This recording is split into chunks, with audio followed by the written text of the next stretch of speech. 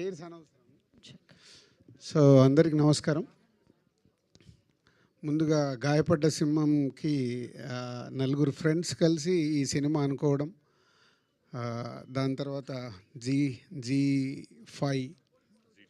Studio ఈ సినిమాకి associate అవ్వడం. సో పోతే ఈ మధ్య తరుణ్ భాస్కర్ మాట్లాడినప్పుడు ఈ సినిమా గురించి నాకు చెప్తే, పవన్ నీవి కలిసినప్పుడు అడిగాను వాట్ ఈజ్ వాట్ అని. టీజర్ రిలీజ్కి ముందు ఈ టీజర్ చూపించడం ముందు టీజర్ బాగా నచ్చి ఏంటి కాన్సెప్ట్ అని అంటే మొత్తం కాన్సెప్ట్ చెప్తే, అప్పుడు ఈ సినిమాని వరల్డ్ వైడ్గా మేము రిలీజ్ చేయడానికి ముందుకు వచ్చాం. సో కాన్సెప్ట్ చాలా బాగుంది అండ్ టీజర్ మీరు అందరు కూడా మంచి అప్లోజ్ వచ్చింది టీజర్కి, మంచి గుడ్ హ్యూమర్.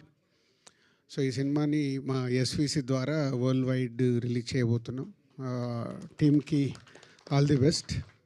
సో ఈరోజు రిలీజ్ డేట్ మెయిన్గా అనౌన్స్మెంట్, ఇలా ట్రంప్ అడావిడంతా తుచ్చు, పోతే వాళ్ళు ప్రమోషన్కి ఏదో కొత్తగా చేయాలి కాబట్టి ప్రయత్నం చేశారు.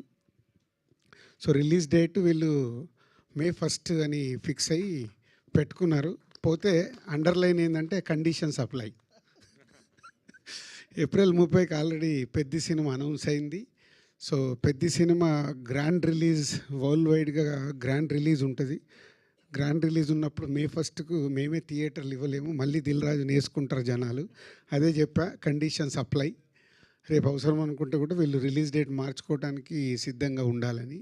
సో ఈ రోజుల్లో ప్రమోషన్కి ప్రతి ఒక్క మూమెంట్ ఇంపార్టెంట్ కాబట్టి, సో దానికోసం వాళ్ళు అడ్వాన్స్గా ఈరోజు May 1 అని అనౌన్స్ చేసుకుంటున్నారు. సో అలాంటిది ఉంటే ఒక 1 వీక్ వెనకకు జరిగే అవకాశాలు కూడా ఉంటాయి.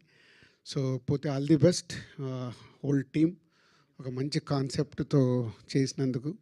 దానికి జీ స్టూడియో లాంటి కంపెనీని బ్యాక్ బోన్ లాగా పెట్టుకొని ఇప్పుడు ఫ్రంట్ బోన్ నన్ను పెట్టుకోవడం బాగుంది. All the best. Thank you.